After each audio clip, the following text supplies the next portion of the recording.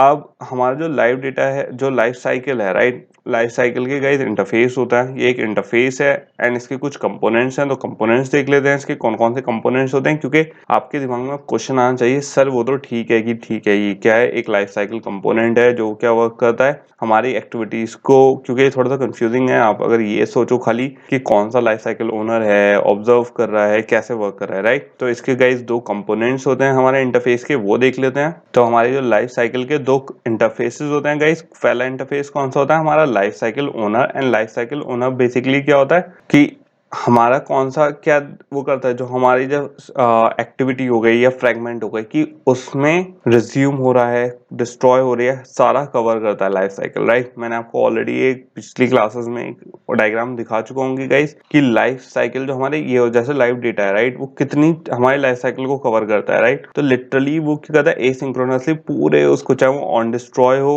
On create हो, सबको cover करता है, राइट। तो ये क्या हो गया हमारा लाइफ साइकिल ओनर। और इसका दूसरा कंपोनेंट क्या हो गया हमारे पास लाइफ साइकिल ऑब्जर्वर्स। अब एक तो हो गया लाइफ साइकिल ओनर जो कवर करता है सारी किसको, जो हमारी सारी जो एक्टिविटीज या फ्रेगमेंट्स की क्या है गाइस लाइफ है। और लाइफ साइकिल ऑब्जर्वर जो उसे बताता है कि अच्छा तुम्हारी लाइफ साइकिल में अब चेंज हुआ है, क्योंकि आपको अगर चाहे ऑन रिज्यूम हो, ऑन क्रिएट हो, ऑन डिस्ट्रॉय हो, ऑन पॉज हो, वो बताएगा कौन, ठीक है। तो लाइफ साइकिल के अपने ऑब्जर्वर्स होते हैं, ठीक है। तो गाइस यहाँ पे क्या हो गया हमारा ये वाला पार्ट पूरा हो चुका है। जब हमने ऑब्जर्व जो लाइव डेटा था, राइट, तो उसका जब हमने ऑब्जर्व यूज करा था, तो ऑब्जर्व का काम यही था गाइस। मैं थोड़ा सा ये सिनेरियो आपको एंड में इसलिए बता रहा हूँ, ये समझना बहुत जरूरी है कि बेसिकली हमने अभी तक पूरे कोर्स में किया क्या है, राइट। तो ऑब्जर्वर्स ने क्या करा बेसिकली गाइस, हमारी जो एक्टिविटी थी उसको ऑब्जर्व किया कि अच्छा कोई चेंजेस तो नहीं हो रहा। उसने लाइफ साइकिल ओनर को क्या करा नोटिफाई करा कि अगर कोई चेंज हो रहा है आपकी लाइफ साइकिल में। तो होपफुली गाइस ये वाला पार्ट यहाँ तक आप क्लियर हो गया होगा कि लाइफ साइकिल ओनर क्या होते हैं एंड ये कैसे वर्क करते हैं, राइट। सो कॉन्ग्रेचुलेशन गाइस, ये वाला लेसन हमारा कंप्लीट हो चुका है। अब किस पे चलते हैं, अब नेक्स्ट लेसन पे चलते हैं। थोड़ा टफ लेसन था, यहाँ पे हमने बहुत सी चीजें सीखी कि कैसे हम एक लोकलाइज डेटाबेस क्रिएट कर सकते हैं एंड कैसे उसे एक्सेस कर सकते हैं इंस्टेंसेस के थ्रू एंड कैसे उस पर वर्क कर सकते हैं। सो अब किस पे चलते हैं गाइस, नेक्स्ट पार्ट पे चलते हैं एंड एक कुछ और नए कॉन्सेप्ट समझ लेते हैं।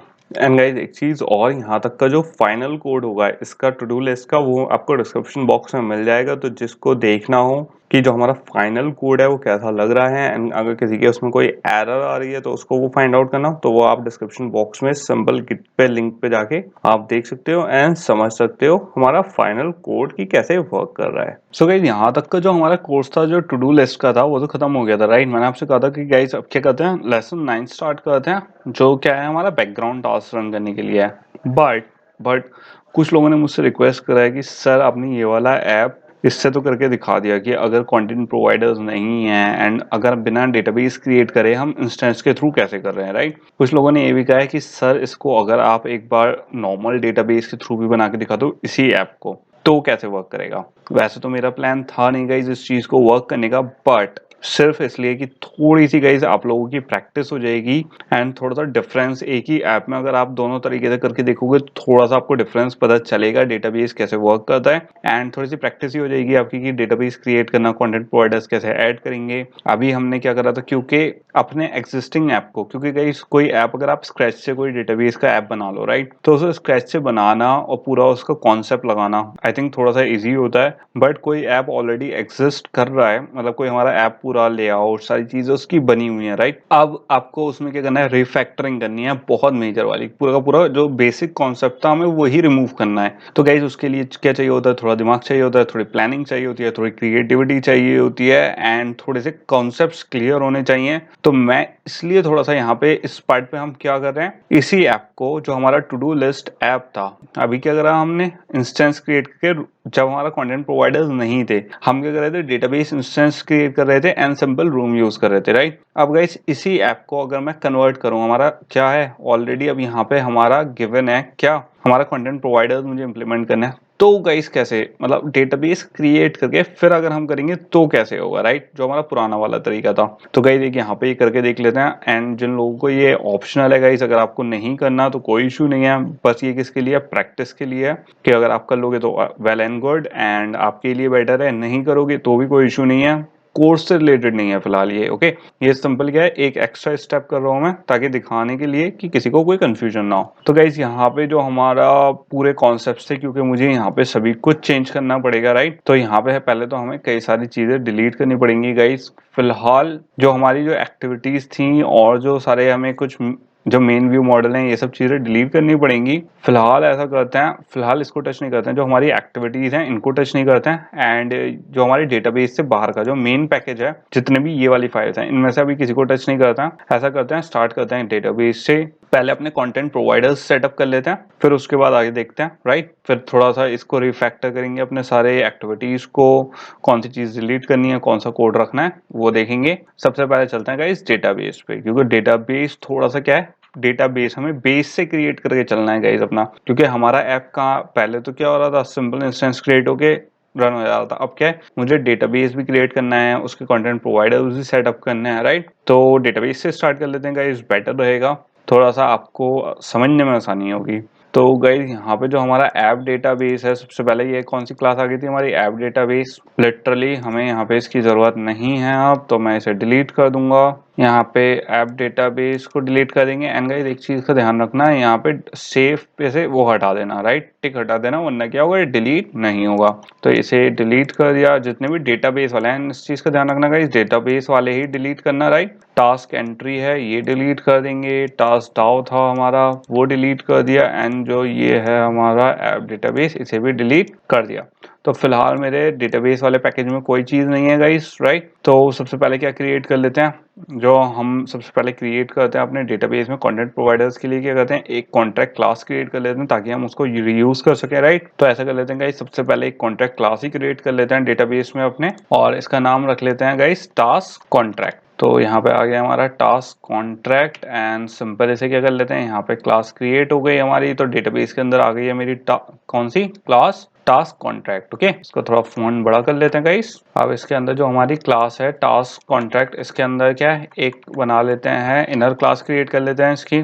ये स्टेप ऑलरेडी गाइस बहुत बार कर चुके हैं, बहुत बार मैं एक्सप्लेन कर चुका हूँ, तो मैं डिटेल में सारी वर्किंग नहीं समझा रहा हूँ, सिर्फ कॉन्सेप्ट करके दिखा रहा हूँ। क्योंकि जिन लोगों को कंफ्यूजन होता है वो ज्यादातर कोडिंग जो कॉन्सेप्ट था, होपफुली आप लोगों को क्लियर हो गए होंगे गाइस। ये वाले जो छोटे छोटे कॉन्सेप्ट्स हैं कि कहाँ पे इम्प्लीमेंटेशन है, कहाँ पे किसको एक्सटेंड करना है, कौन सी क्लास, कहाँ पे इनर क्लास क्यों ले रहे हैं, ये वाले कॉन्सेप्ट तो गाइस मैं बहुत बार बता चुका हूँ आप लोगों को, स्पेशली डेटाबेस में। डेटाबेस बहुत बार डिस्कस कर चुके हैं अब हम इस पॉइंट ऑफ टाइम पे। सो गाइस फिलहाल मैं डीप में नहीं जाऊंगा, सिंपल मैं कोडिंग करके दिखा रहा हूँ कि कौन सी चीज कैसे हो रही है एंड रिफैक्टर कैसे होगा ऐप। ओके, तो यहाँ पे सिंपल क्या कर लेते हैं गाइस, पब्लिक स्टैटिक एक क्रिएट कर लेते हैं इनर क्लास अपनी, फाइनल क्लास किस नाम से बना लेना है, टास्क एंट्री के नाम से। ओके, और ये इम्प्लीमेंट कैसे करेगा गाइस, हमारे बेस कॉलम्स को।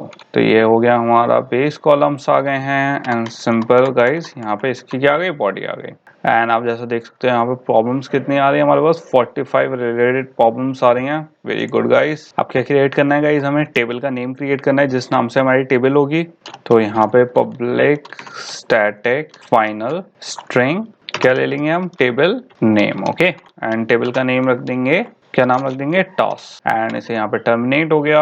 और किस किस चीज की जरूरत है गाइस, मुझे टास्क हो गया सबसे पहले, एक हो गया हमारा डिस्क्रिप्शन और एक प्रायोरिटी, राइट। उसके लिए भी क्रिएट करना है तो उसके लिए भी क्रिएट कर लेते हैं। यहाँ पे फिर पब्लिक स्टैटिक फाइनल स्ट्रिंग क्या आया, कॉलम कौन सा आ गया गाइस, हमारा डिस्क्रिप्शन। तो यहाँ पे आ गया हमारा डिस्क्रिप्शन।